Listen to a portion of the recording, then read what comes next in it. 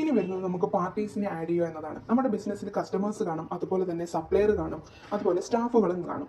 നമുക്കിവിടെ add new party എന്ന് പറയുന്ന ഒരു ഓപ്ഷൻ എടുത്ത് നമ്മുടെ ബിസിനസ്സിൽ വരുന്ന പാർട്ടികളുടെ പേരുകൾ നമുക്ക് അവിടെ ആഡ് ചെയ്തെടുത്ത് ഏതൊക്കെ ഗ്രൂപ്പുകളിലാണ് അവർ വരുന്നതെന്ന് നമുക്ക് കൊടുക്കാം. ഉദാഹരണമായി ഞാനിപ്പോൾ ഇവിടെ ഒരു പേര് കൊടുക്കുകയാണ്.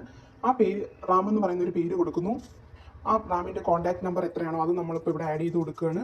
റാം എന്ന് പറയുന്ന വ്യക്തി ഏത് പാർട്ടിയിലാണ് വരുന്നത് നമുക്ക് ആഡ് ചെയ്ത് കൊടുക്കാം. അതിനായി ആഡ് ന്യൂ പാർട്ടി എന്ന ഓപ്ഷൻ എടുത്ത് കസ്റ്റമർ ആണെങ്കിൽ കസ്റ്റമർ, അല്ല സപ്ലയർ ആണെങ്കിൽ സപ്ലയർ, അതല്ല നമ്മുടെ സ്റ്റാഫ് ആണെങ്കിൽ സ്റ്റാഫ്, അതിവിടെ കൊടുത്തതിന് ശേഷം ഓപ്പണിംഗ് ബാലൻസ്, ഇപ്പോൾ കസ്റ്റമർ ആണെങ്കിൽ ആ നമുക്ക് എത്രയെങ്കിലും രൂപ തരാനുണ്ടോ, എത്ര രൂപ തരാനുണ്ട്, അല്ലെങ്കിൽ നമ്മൾ അങ്ങോട്ട് ക്യാഷ് കൊടുക്കാനുണ്ടോ, അങ്ങനെയുള്ള ഡീറ്റെയിൽസ് ആഡ് ചെയ്ത് കൊടുക്കാനുള്ളതാണ് ഓപ്പണിംഗ് ബാലൻസ് എന്ന ഓപ്ഷൻ. അതിന് ഞാനിപ്പോൾ ഒരു 500 രൂപ കൊടുക്കുകയാണ്. അത് നമ്മൾ അങ്ങോട്ട് പേ ചെയ്യാനുള്ള ക്യാഷ് ആണത്. അതുകൊണ്ട് ടു പേ എന്ന ഓപ്ഷൻ കൊടുത്തതിന് ശേഷം സേവ് പാർട്ടി ഓപ്ഷൻ കൊടുക്കുന്നു. ഇതുപോലെ നിങ്ങൾക്ക് നിങ്ങളുടെ ഷോപ്പിലെ കസ്റ്റമേഴ്സിൻ്റെയും സപ്ലയേഴ്സിൻ്റെയും അതുപോലെ സ്റ്റാഫിൻ്റെ എല്ലാം ഗ്രൂപ്പ് തിരിച്ച് പാർട്ടികളെ നിങ്ങൾക്ക് ഓരോരുത്തരായിട്ട് ആഡ് ചെയ്ത് കൊടുക്കാനുള്ള ഓപ്ഷൻ ഇതിനകത്തുണ്ട്.